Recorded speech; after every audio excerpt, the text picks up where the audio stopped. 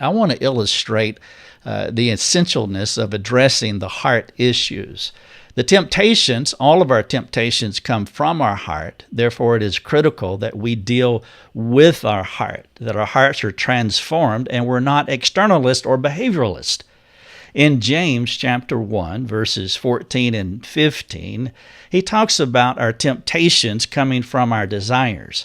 He does not say that our temptations come out there in the world, but he says our temptations come from inside of us.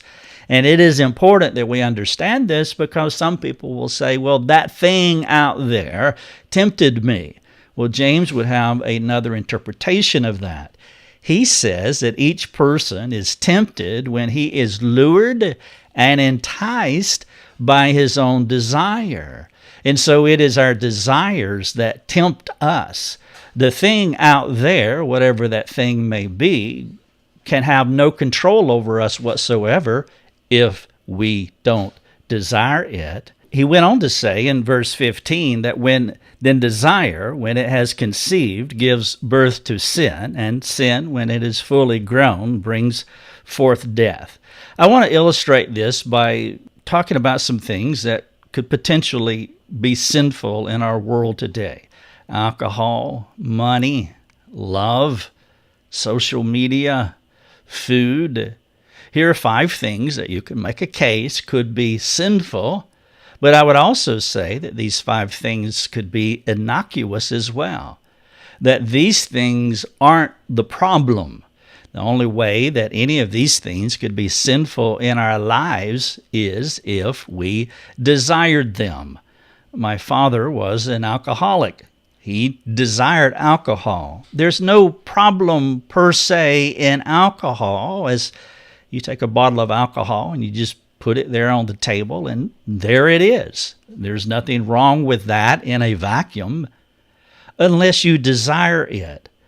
And so we want to make sure that we understand that sometimes we blame things outside of us for being the problem. And when we do that, we aren't addressing our heart. And it's what I was saying earlier about the Pharisees. They would do away with alcohol and money and love and Facebook and food, and they will say they were righteous, but they're still craving these things in their heart because their hearts have not been transformed. But if your heart is truly worshiping Christ, and that is how you are characterized, and you have deep affection for Him, I tell people that I could take a flying leap in a swimming pool full of alcohol and take a swallow probably and swim to the other end and get out and keep on going. And honestly, alcohol doesn't tempt me because I don't have any desire for it. But then there are other things like food, for example, where I have to guard my heart when I'm tired and weary and when I'm frustrated. It could be very easy for me to go and to be tempted to eat food because that is my desire to comfort myself rather than Christ. The point here is that each person is tempted when he is lured and enticed by his own desires. Before we go any further, let's take a coffee break. My appeal to you is that you would help us. Some of you are already helping us to keep our resources free. And if you can, if you're able, I know that everybody can't, but if you're able to support us, $5 a month or $50 a year or any amount above that, would you consider doing that? You can go on our website and you can learn how to do that. If you can't, it's really not a problem at all. But if you can, it will help us to accomplish more and to be able to serve more people. And we want to make all of our resources free to everyone. And we can do that as more people take up the burden of underwriting this ministry.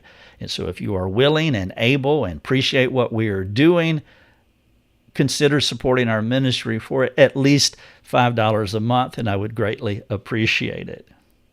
This webinar is part of our Mastermind Training course. It's all online, self-paced discipleship and counseling study course.